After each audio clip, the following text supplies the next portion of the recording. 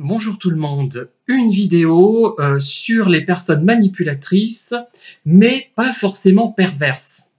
Alors c'est très intéressant puisque on est confronté à ce type de personnes et je vais, par le biais d'exemples, vous montrer à quoi je fais allusion. J'en ai déjà parlé, je pense, hein, même oui, et d'ailleurs je m'étais heurté à de l'incompréhension de mes auditeurs pour une fois, hein. En général, j'ai beaucoup justement de retours positifs et de compréhension par rapport à ce que je raconte, mais là vraiment il y avait eu un blocage et je vais revenir un petit peu dessus dans plusieurs vidéos peut-être parce que c'est un thème vraiment important, vraiment intéressant. Le cas donc de ces manipulateurs qui ne sont pas pervers. On en parle quand même, mais pas assez, et peut-être pas de la façon dont je vais le faire. Alors, vous savez que je vous avais expliqué que moi, ça me concerne, mais ça peut concerner d'autres personnes. Je prenais plaisir à m'apitoyer sur moi-même.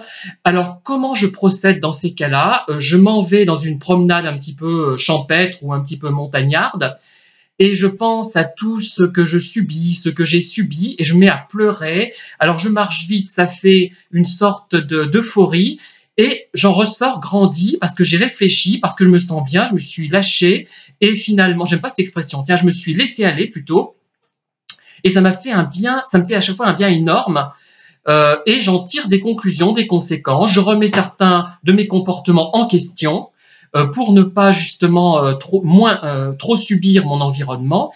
Et ça m'est toujours bénéfique. Je trouve que c'est très bien de s'apitoyer sur soi-même, mais avec soi-même de préférence, parce que si on le fait avec quelqu'un d'autre, la personne va porter tout ça, ne va pas comprendre forcément où vous voulez en venir, hein.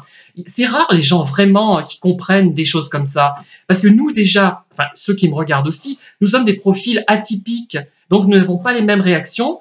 Et s'ils nous voient pleurer, ils vont soit nous consoler, soit nous dire des choses du genre c'est pas grave, il faut absolument que tu te remettes en question, etc. Ils vont vous culpabiliser sans le vouloir, hein. Ils ne vont pas adopter l'attitude forcément adéquate. Donc, alors, j'en viens à mon sujet parce que j'ai l'air de ne pas être dans le sujet souvent et je suis en plein dedans. Et c'est ça, les gens ne voient pas où je veux en venir, ça m'agace un peu, mais c'est peut-être de ma faute parce que je suis hors norme, profondément hors norme, hein.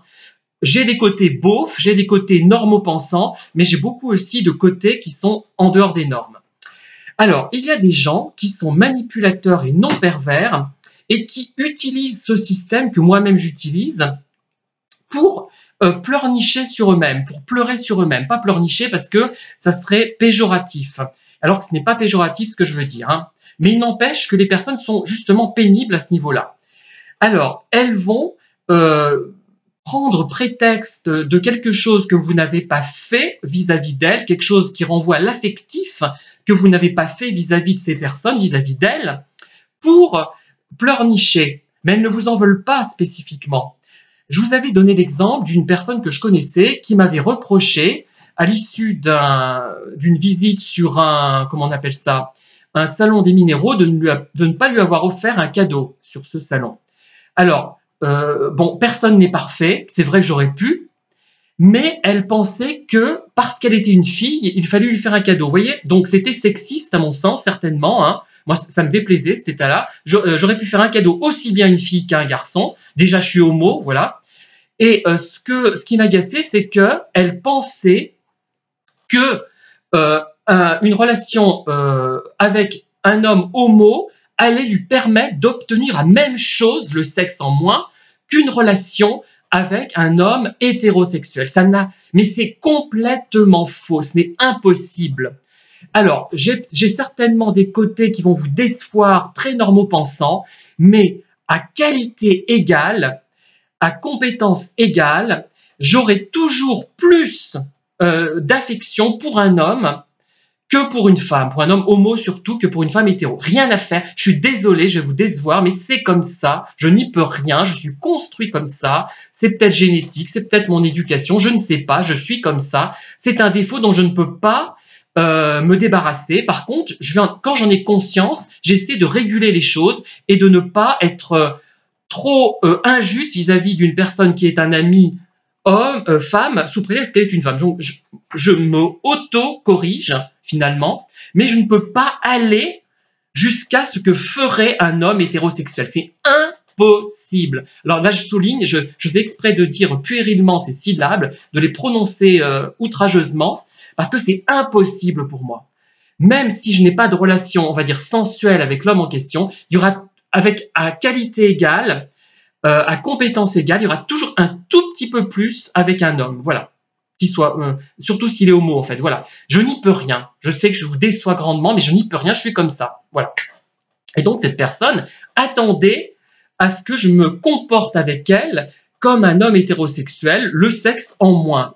L'inconvénient peut-être en moins. Vous voyez, il y a peut-être aussi ça qu'elle voyait avec un homme homo. Ben non, ce n'est pas possible. Peut-être qu'avec certains autres hommes homosexuels, c'est possible. Avec moi, ce n'est pas possible. Voilà, je le dis pour pas que vous soyez déçus par mon attitude.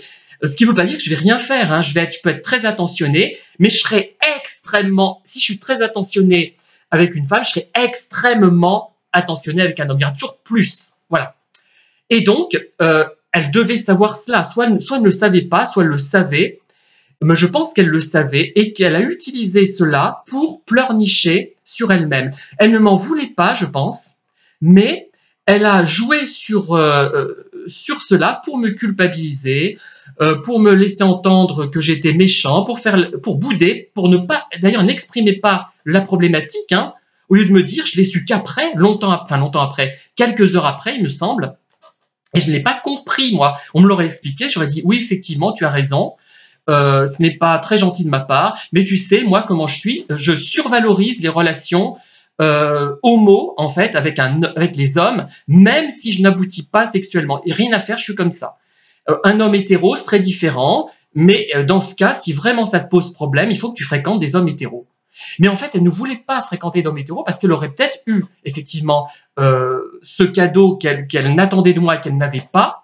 J'en ai fait d'autres, hein, donc c'est pas le problème des cadeaux en soi, mais c'est dans cette circonstance. Hein. Elle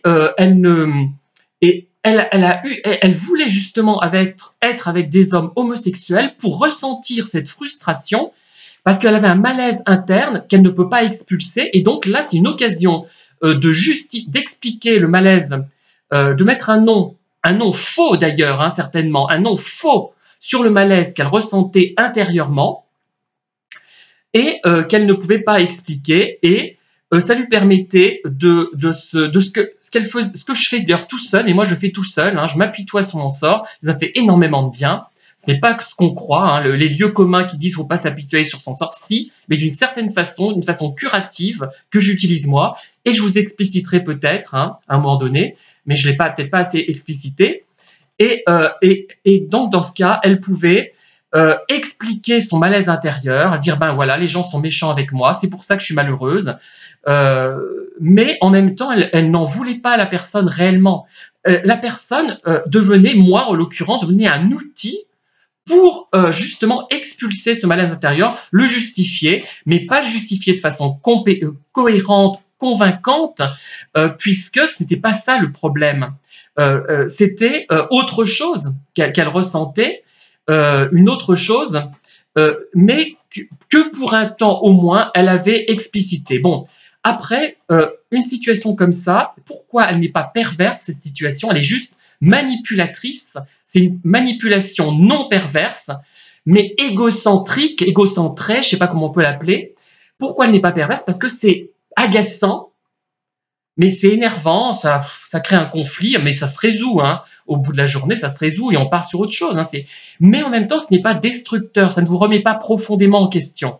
Voilà, ça ne vous dévalorise pas, ça vous fait passer un peu pour quelqu'un qui manque de délicatesse, mais qui n'est pas foncièrement méchant, et on peut s'arranger, ça vous fait progresser même, parce que vous dites, ben oui, c'est vrai que je suis homo, je suis attiré par les hommes bien baraqués, enfin pas trop quand même, plutôt minces, même très minces, avec l'air sérieux, sportif, mais plutôt intellectuel aussi, vous voyez. Mais il faut que quand j'ai des amis femmes, je leur accorde quelque chose de très proche de ce que j'accorde aux amis hommes. Ce qui est le cas d'ailleurs, c'est très proche. Il y a juste des nuances, des petites choses qui vont faire la différence. Mais voilà. Donc c'est quand même utile, mais c'est ces personnes manipulatrices non perverses, elles ne sont pas destructrices pour nous, mais elles sont irritantes. Voilà. Voilà ce que je voulais vous dire. J'en ferai d'autres parce que ce sont vraiment des choses importantes qui ne sont pas traitées en tant que telles, je trouve, hein. Et on pense toujours à celui qui veut vous nuire. Mais non, là, dans le cas que j'ai exposé, j'ai été juste un outil. Un outil, pas... bon, pour les pervers, les autres sont des outils pour justifier leur malaise intérieur, pour faire porter le malaise intérieur. Mais là, c'est vraiment pas ça. C'est vraiment autre chose, même s'il y a toujours de la méchanceté, quand même, hein, qu'on le veuille ou non, dans la manipulation, qu'elle soit ou non perverse. N'hésitez pas à liker et à diffuser cette vidéo et à me faire part de vos commentaires. Merci, à très bientôt.